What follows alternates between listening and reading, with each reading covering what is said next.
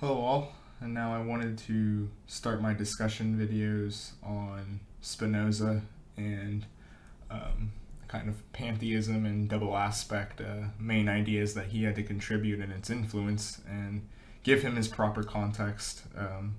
I guess to do that, I referenced in the last video on Descartes I did that I wanted to talk a little bit about ethics, and so I decided to just kind of synthesize this by, understanding the traditional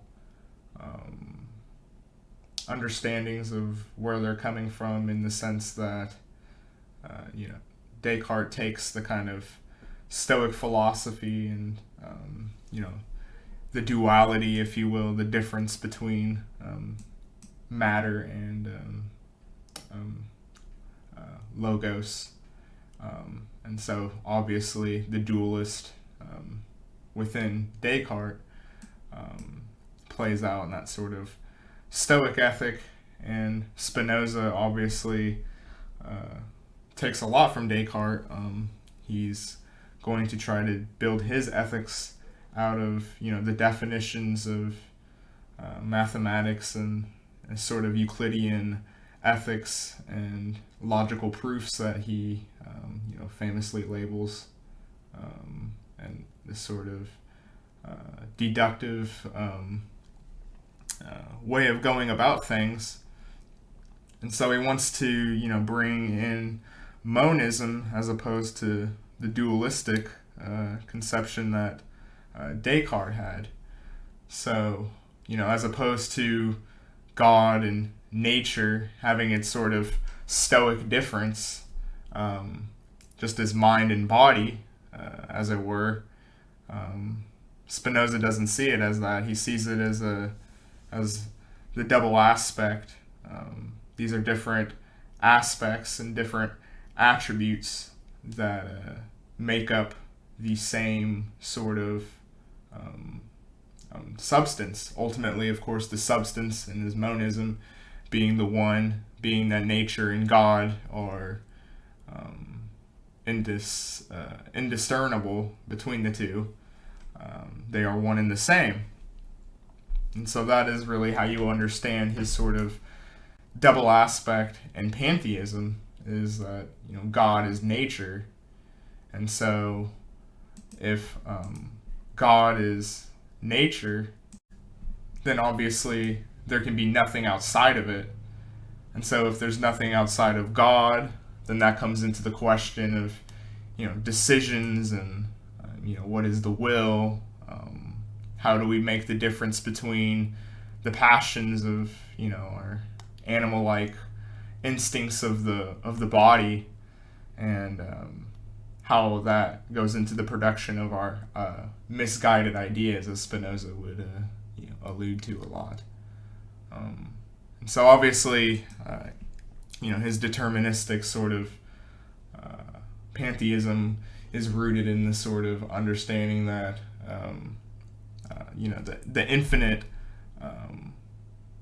is all-knowing. There can't be anything outside of what is the possibility of the godly substance of matter and our who we are. And so ultimately everything that consciously we can think of is this sort of misguided apprehension, as Deleuze would point out. But I think it's important to understand this sort of infinite and finite extension between the bodies. But anyway, in that sort of context of understanding, he's replying to the vacuum of what is high knowledge, where does it even come from, what can we use to sort of establish these definitions that he has to use, because he comes from that sort of classic nominal way of thinking that you have to have good axioms and definitions in order to navigate, if you're going to have a sort of nominal way of building your ethics. And he's no different in that sort of way. another historical importance, perhaps, is to observe the pantheistic, ultimately rational way of looking at God and nature, but still seeing how this came into play, a good 100 years later with the 19th century and the German Romanticists, and their sort of pagan tradition of their interaction with nature, and how that could play into the sort of pantheistic set, although they were quite different from a sort of rational way of going about things, especially in regards to people like Hegel, and I would think of like people like Goethe as well, and his sort of idealism within nature. That also can be a really important historical context, and I think it also there's a reason why I think Deleuze, well, obviously, acquainted Nietzschean sort of values of the Übermensch who rises above and has his own set of values as the highest form of philosophy in the end. I think you can also kind of see this sort of Spinozian hark back through that in the way he sort of wants to go about a sort of rational understanding, and ultimately a kind of way of looking at it could be to see the mind as that it arises, and the logos arises out of what happens within our bodies. And I think that's also an important distinction to make between the dualistic that he was indebted to prior, and his own rational way of going about things as well. So when you really take that in, maybe you can see why he has such a deposition towards analogies and the Old Testament that he would critique within Judaism, and he also wants to say that there's this sort of independent apprehension of concepts. You don't have to. You can have a concept, the sort of Descartes concept, but you don't have to apply the implications of where it's placed and its properties in relation to its other theoretical positions of things or particular things around it, and so that's kind of his way of looking at Descartes and questioning him, and sort of the way Descartes would say that things that aren't in common have a sort of causal connection, such as the mountain and the valley. This isn't how Spinoza would see it. You can have these sort of theoretical implications that are independent from reality, these misguided ideas, as it were, to him. But taking that in, that's how you can kind of get to how Spinoza sees God's existence through these, double aspected attributes of how, monistically, all attributes make up of God, because God is, of course, the substance of all attributes. I know it kind of sounds,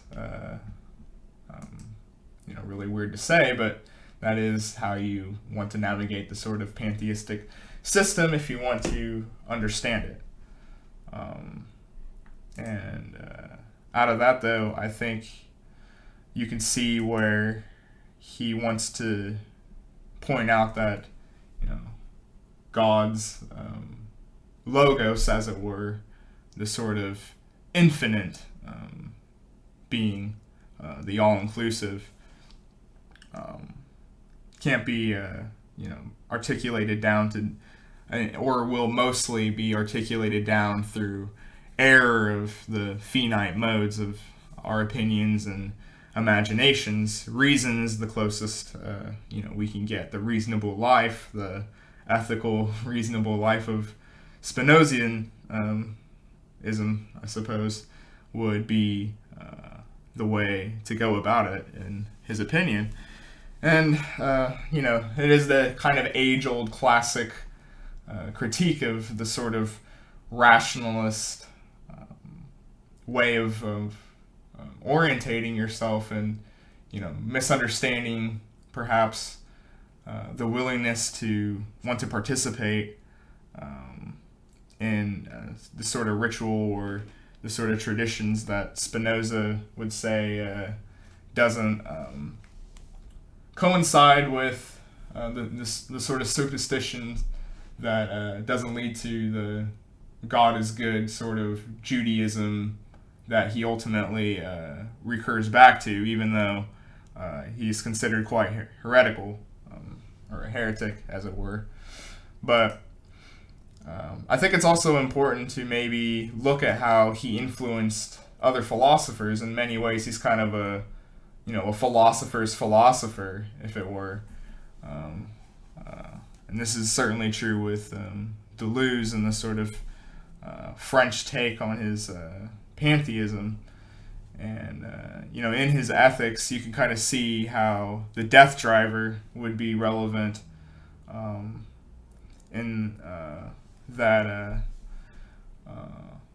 as opposed to seeing, the material as sort of just inert. It's actually this sort of passions and wills through the objects themselves that I think a lot of people have taken a certain interpretation from since, in a way that's way more relevant to our contemporary times. But ultimately, though, what is Spinoza really trying to do with his ethics and way of debating superstition and things that aren't rational as sort of scientific philosophy? Well, ultimately, in his historical context, this is the closest the sciences, the Euclidean lineage of mathematics and geometry and its axioms are what seem to appeal most to people in that time period. So ultimately, he thinks that he can develop a scientific philosophy of life that leads to a sort of practical Spinozian way of living your life. Now, of course, there's a lot of people that would say that, if you look at Spinoza's personal life, that's probably not for you, and I would be inclined to agree with that as well. How much does this sort of system building, this sort of way of trying to remove all these sort of ritualistic social paradigms or social aspects of a greater community, if it were, and instead trying to replace it with a sort of rational framework, perhaps misses the point of living a practical life, as it were. And I guess that would be, one of the main critiques that you see time and time again when it comes to Benedict Spinoza. But this was just a sort of passing of the torch between my Descartes videos towards Spinoza. I might make another one since he has quite a large historical context, actually, in philosophical thought. This video alone might not do it justice, but I hope you guys enjoyed it, and thanks for watching.